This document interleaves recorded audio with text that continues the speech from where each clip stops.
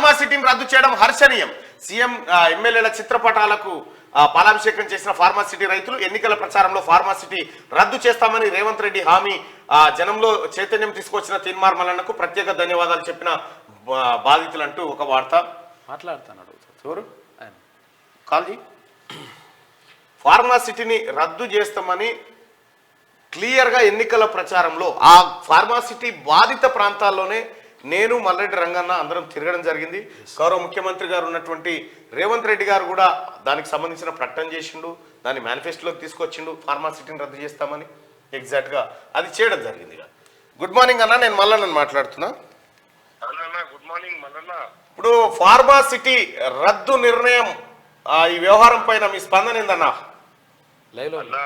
Pharma city రద్దు కావాలని నేను 2017 నుంచి యుద్ధం చేస్తున్నా. అవును, ఫార్మాసిటీ ఎక్కడ వద్దని.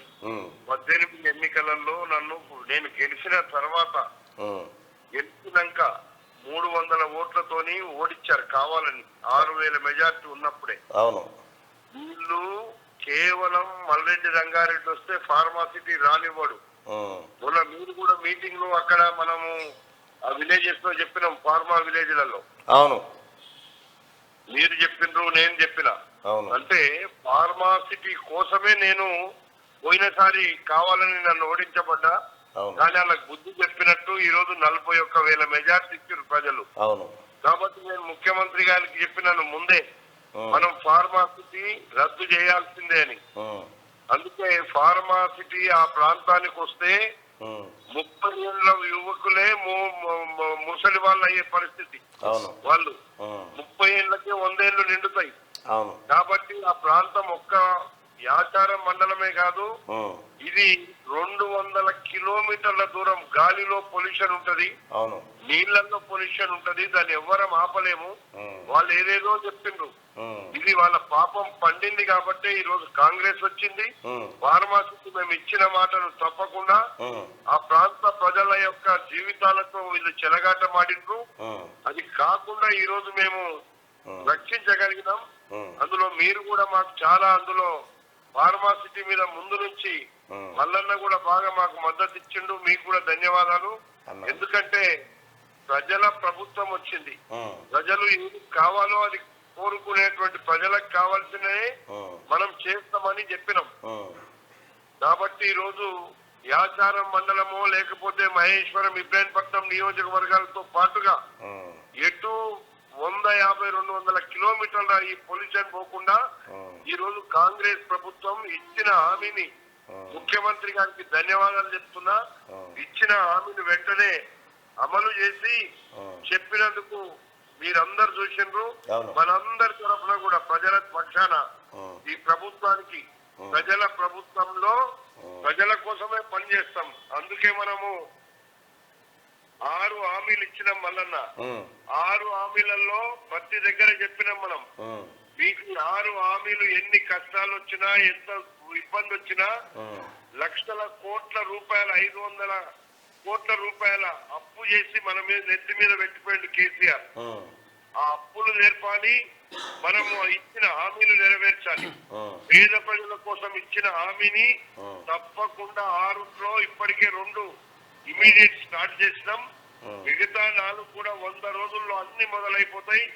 ప్రజల పక్షాన మీరు కూడా మాతో ఉన్నారు కాబట్టి మీరు, మేము అందరం కలిసి తెలంగాణ ప్రజలు ఏదైతే కోరుకొని తెలంగాణ కాంగ్రెస్ ఆ రోజు ఇచ్చిందో ఆ కాంగ్రెస్ ఇచ్చినటువంటి మాట నిలబెట్టుకుంది. ప్రజలు కూడా ఇది కాంగ్రెస్ అయితేనే తెలంగాణ ప్రజల యొక్క న్యాయం జరుగుతుందని వాళ్ళు నీళ్లు, నిధులు, నియామకాలు ఇలాంటి పేదోళ్ళకి ఎన్నో ఇబ్బందులు ఉన్నాయి తెలంగాణ అందుకు.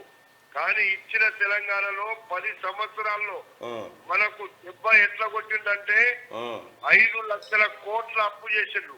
లేకపోతే తెలంగాణ ప్రజలకు అందులో ఉండే 5 లక్షల కోట్లలో సగం డబ్బు కేసీఆర్ కుటుంబం మింగేసింది.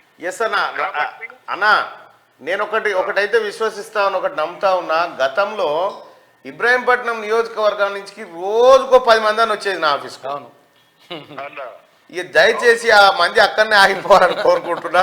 ఎందుకంటే వాళ్ళ ప్రజానాయకుడే ఇవాళ ఎమ్మెల్యేగా ఉన్నాడు, వాళ్ళ బిడ్డ మల్రెడ్డి రంగారెడ్డి. కాబట్టి ఈ సమస్యలు తీరుతాయని అనుకుంటా ఉన్నా.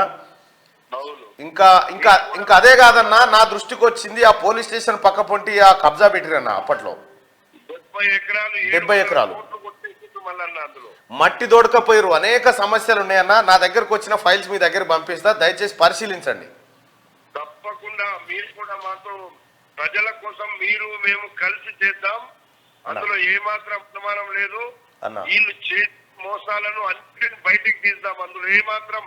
మీ ద్వారా ప్రజలకు కూడా చెప్తున్నా, ఇబ్రాహీంపట్నం యొక్క నా నియోజకవర్గంలో జరిగిన మోసాలు, దగాలు, మీరు గుంజుకున్న భూములు ఎవరున్నా సరే మీ ద్వారా చెప్తున్నా, మీరు ప్రతి ఒక్కరు కూడా వాళ్ళు చేసింది, గుంజుకున్నది, ఇబ్బంది పెట్టింది అన్ని కూడా మా దృష్టికి వస్తే పేద ప్రజలకు న్యాయం చేయడానికి 24 గంటలు నేను వాళ్ళ సేవలో ఉంటా. ఎందుకంటే మీరు 50,000 మెజార్టీతో మా రంగన్న గెలుస్తుందని మీరు చెప్పారు. నిజంగా కూడా 50,000 వచ్చేదే 41,000 వచ్చింది. కానీ మనకు హైదరాబాద్ సరౌండింగ్ లో పోలింగ్ తక్కువైంది మల్లన్న. అదే అదే అది జరిగింది. సరే, ఏదేమైనప్పటికీ మనకు 50,000 మెజార్టీ వచ్చేదారా? నేను 50 ఎక్స్పెక్ట్ చేసిన, 5-6 వేలు తగ్గింది. సరే, ఏం కాదులే అన్న. ఆల్ ది బెస్ట్ అన్న. Thank you Mallanna. రైట్ అన్న. రైట్. అది మల్రెడ్డి రంగారెడ్డి గారి అభిప్రాయం.